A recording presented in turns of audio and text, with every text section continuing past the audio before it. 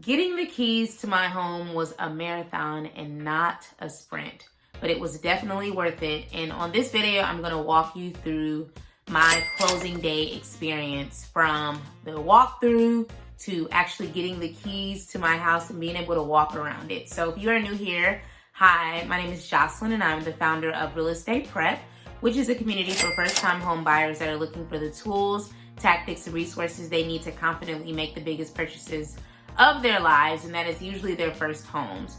So on part 1 and part 2, I walked through the process of getting the initial walkthrough, dealing with inspections, all of that.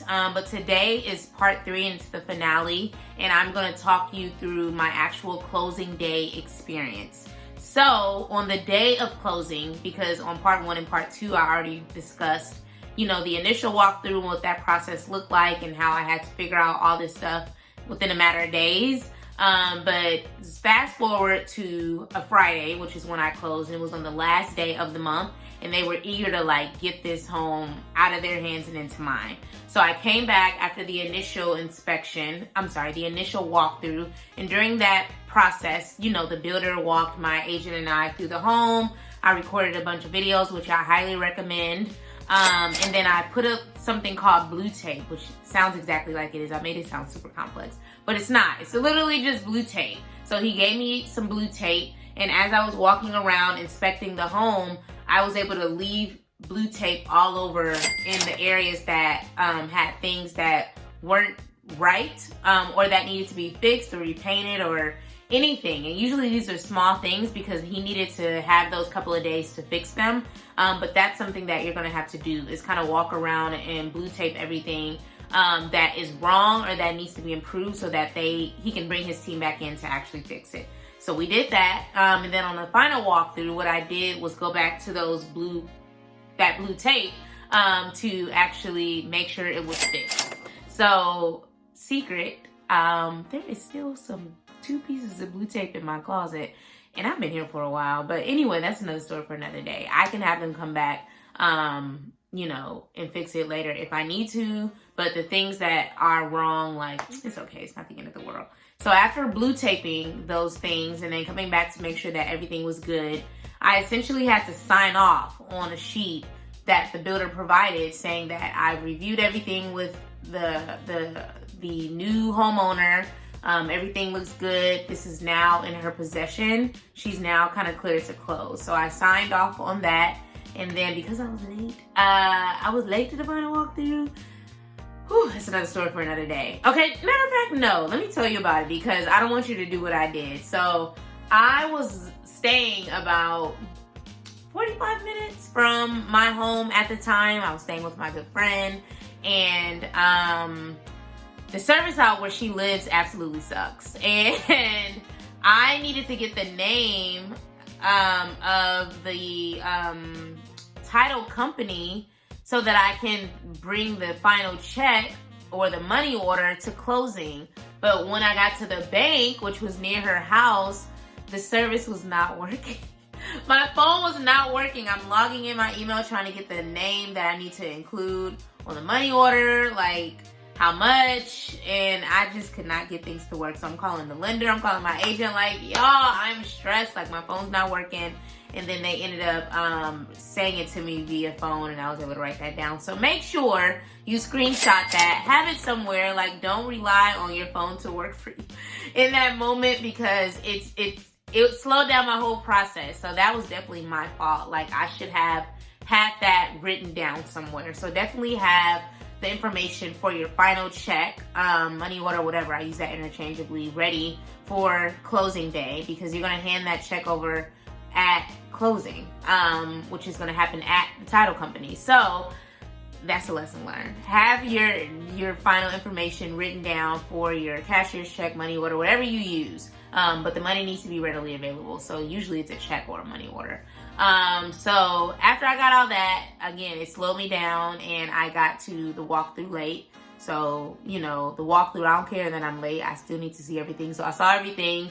And then my agent and I rushed over to the title company to close. So when I got there, we checked in. I was late, about 30 minutes late, but they were accommodating and they were like, it's fine. We're a little behind anyway. And like I said, it was the last day of the month. And that's when builders and sellers want to close. They don't want to carry the home into another month. So that worked out in my favor that they were backed up because everybody was trying to close on that day. So we're sitting there waiting, and then we finally get called back, and I had to sign a ton of, I have never signed so many documents in my life. Like, you have to sign your life away. Like, credit authorization, title stuff, lender stuff, HOA stuff, like, so much paperwork. I was so tired. And my agent's all excited taking pictures, and I'm like, girl, I am not at my best right now. So the title agent, I think that's her name, she was sitting across from me and basically giving me like a couple of words of what this next document was that I was signing. I didn't know what the heck that stuff was. But the good news is that you get to keep that whole file. So they go, once you sign everything, you know, that takes about 30, 40 minutes. They take it all, go make a copy so that they can have things on file, and then they give you that copy so you can go back and look over it. So that's what I did over a couple of days. I sat and looked over everything to just make sure that I understood what I was signing, but I pretty much understood. Like, I'm now responsible for all these things that happen within this home, basically. So after that, I got to celebrate. So I took the little, you know, the little picture that's on my thumbnail.